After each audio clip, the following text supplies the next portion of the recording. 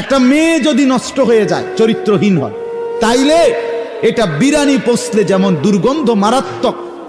ভাত তো পুরান ভাত, রাতের ভাত সকালে ভিজাইয়া পানি দুইয়া খাওন যায়, তো বিরানি কোনো খাওন যায় না। বিরানি যেমন পচে দুর্গন্ধ, এলাকার থেকে এটা সরাইতে হয় বিরানির পোটলা।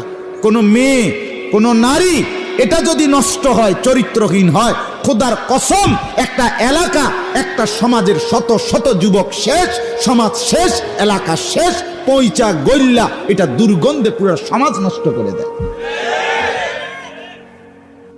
কিসের বক্ত?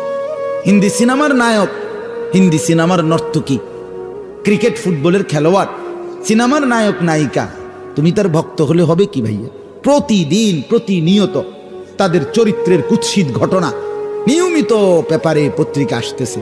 আজকে এটা আত্মহত্যা করে, কালকে এটা ঘুমের বড়িয়ে তৈরি খাইয়া উত্তালা।